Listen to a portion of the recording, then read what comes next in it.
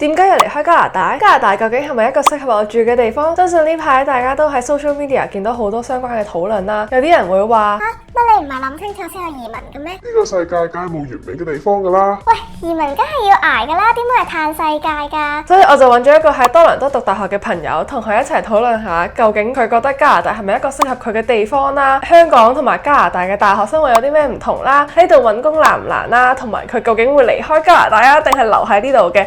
咁想知嘅話咧，就記得要睇到最後啦。呢個靚女，佢係我嘅朋友，我嘅 BFF， 識咗11年中學同學。可唔可以講下你點解當初會嚟加拿大？一開始咧，我哋係19年 DSE 嘅，係啊，嗰陣時已經有諗法係唔想喺香港讀書，想去外國讀書。但係因為一啲事情，咁所以就喺香港變相讀咗1年 U 先過嚟讀加拿大嘅 U 咁。咁你讀咗香港同加拿大 U 之後，咁你有冇話覺得香港嘅大學同埋加拿大嘅大學有冇啲咩分別咧？有冇話中意邊多啲？因為我而家啱啱喺 University of Toronto 畢業啦，呢一間學校喺加拿大都比較出名係長同埋辛苦嘅。如果以呢一間學校嚟做比較嘅話，咁香港我嗰1年讀書，即係我嘅經驗啦，咁當然輕鬆好多。咁我又去休課啊，考試前1-2日先開始揭下啲 notes 咁樣，係好大分別嘅。U of T 就真係好辛苦，你基本上你 miss 一堂嘅 lecture 就已經會好似脫節咗咁樣，就追唔翻，所以好難會走堂呢邊。呢邊嘅住康文化冇香港咁明顯。係咪冇嘢玩㗎住？即係都有嘅，都係嗰啲飲下酒啦，即係嗰啲啦。咁但係始終加拿大收嘅 international student 係好多，咁所以住到 hall 嘅人基本上一係 year one， 一係就上莊或者做 hall 嘅 tutor， 基本上個文化就冇咁好唔同。係啦。咁你有冇喺呢邊試過揾個 intern 啊、co-op 或者 full time 咁樣啊？有，講翻我 background 係讀commerce accounting specialist 啦，business 嘅人。嗰陣時應該 year 2升 year 3度，咁但係嗰陣時可能係因為 covid 市都唔好啦，再加上佢哋呢邊係請 year 3升 year 4或者 final year student 多，咁所以就基本上 send 咗30幾份 CV 出嚟都係冇回音嘅。諗起我都覺得好 sad。係咪啊？大家應該會有差唔多嘅經驗㗎。如果喺加拿大揾工嘅話，如果你喺香港做過幾年 full time 都還好咯，但係即係好似佢咁係一個大學生，或者好似我咁係香港 fresh grad 過嚟，真係超難揾工。同埋因為喺加拿大揾工有2樣嘢佢哋好睇重嘅，一樣就係你嘅人脈，你識唔識人喺呢間公司度，好決定佢請唔請你。真係。所以 networking 好重要啦呢邊。二嚟就係佢好睇你 local experience， 即就算你喺香港做過相關行業，去到某一個職位都好啦，佢未必會睇佢 as 一個 working experience 或者 past experience， 令到你有自己嘅優勢咯喺呢個 job application 度。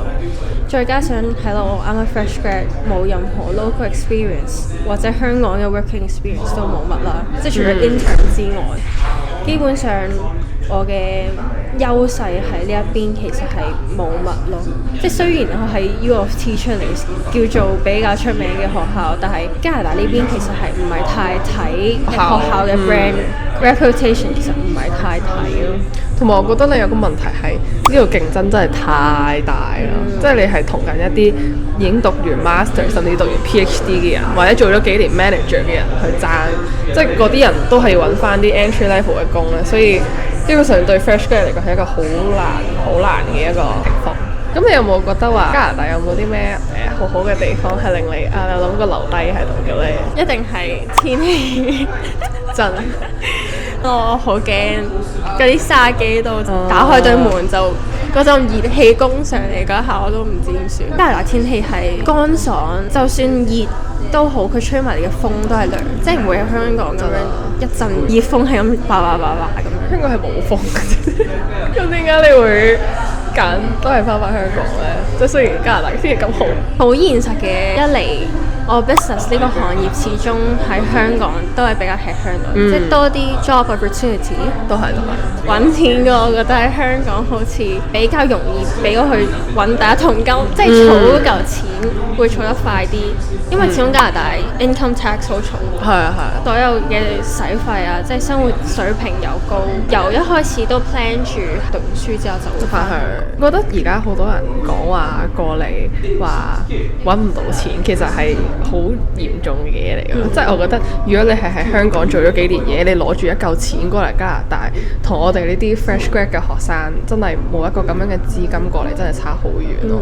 即係我自己當初過到嚟之後，我都有冇懷疑自己話呢個決定係咪啱呢？即係始終過嚟真係燒緊錢咯。即係對於 fresh grad 嚟講，你冇一嚿錢拎住過嚟，你又未必係即刻揾到工嘅話，其實真係好難。對於我嚟講啦，即係我喺呢度讀咗1年 postgrad 啦，我揾 intern 都唔係話即刻揾到啦，跟住 full time 亦都係啦，即係我而家暫時都揾緊 full time 啦，但係即係都唔會話好似香港咁易揾咯。咁所以我覺得，如果係 fresh grad 過到嚟嘅人，或者喺呢邊讀完書嘅話，其實真係要有個心理準備係你要燒錢，然之後你要唔知等到幾時先至有工翻咯。即係而家都要翻香港啦，咁你有冇諗過話去到幾時你會想翻嚟加拿大住，或者過嚟可能闖一番事嘅？我覺得我唔會一世留喺香港，呢一個係肯定嘅事㗎啦。我覺得加拿大係一個適合生活嘅地方嚟嘅，其實有啲人可能覺得悶啦，但係可能我同你性格差唔多，係比較中意慢活少少嘅，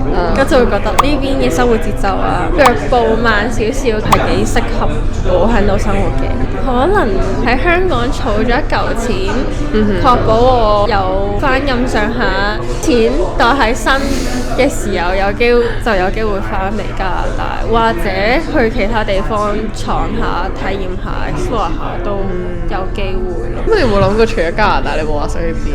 其實好多地方都想試下，我係中意啲舒服得嚟有陽光啲嘅地方，即係譬如可能想 try 澳洲，都係澳洲好舒服。同埋都有啲 friend 去澳洲，都好似 not bad 咁樣。我覺得澳洲係比起加拿大係再活潑啲咯，可能因為真係陽光多啲咧，咁所以好多唔同嘅活動啊。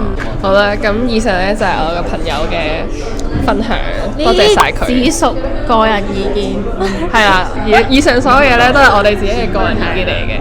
咁我覺得大家有唔同嘅意見咧係非常之正常嘅。如果你有其他諗法嘅話咧，就歡迎喺 comment 嗰度話我知啦。希望朋友可以快啲賺大錢。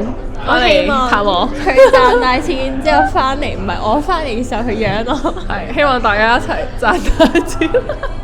咁再重新翻多一次先，以上嘅所有嘢咧都係我同我朋友嘅個人意見啦。希望咧大家可以理性討論啦，千祈咧就唔好人身攻擊嘅。當初諗咗好耐揾唔揾我朋友做訪問啦，因為咧佢始終唔係一個 YouTuber， 亦都唔係一個公眾人物啦。咁所以咧希望咧大家溫柔啲啦，俾多啲鼓勵佢啦。始終大家有唔同嘅經歷，有唔同嘅睇法，亦都有唔同重視嘅嘢咧，呢樣嘢係非常之正常嘅。呢個世界係冇絕對嘅對與錯啦，而大家嘅意見同我哋唔同，亦都係冇啱同埋錯嘅。我當初想拍 YouTube 咧，都係為咗想帶多啲正能量啦，同埋多元化嘅嘢俾大家睇嘅。咁講到尾啦，其實所有嘢咧都係個人選擇嚟嘅啫。希望我朋友啦，其他翻咗香港嘅人，諗緊翻香港嘅人，同埋留喺加拿大生活嘅人咧，大家都可以生活得開開心心啦，揾到一個適合自己同埋自己中意嘅生活咧，咁就最好啦。咁中意呢條片嘅話咧，記得要幫我 like、comment 同埋 subscribe 啦，同埋要開咗個鐘仔啦，咁我出片嘅時候咧，你就會知道噶啦。咁當然啦，亦都好歡迎大家喺 comment section 嗰度話俾我知你哋嘅睇法啦，但係記住咧，就千祈唔好人身攻擊嘅，就係咁啦。咁我哋下條片見啦，拜拜。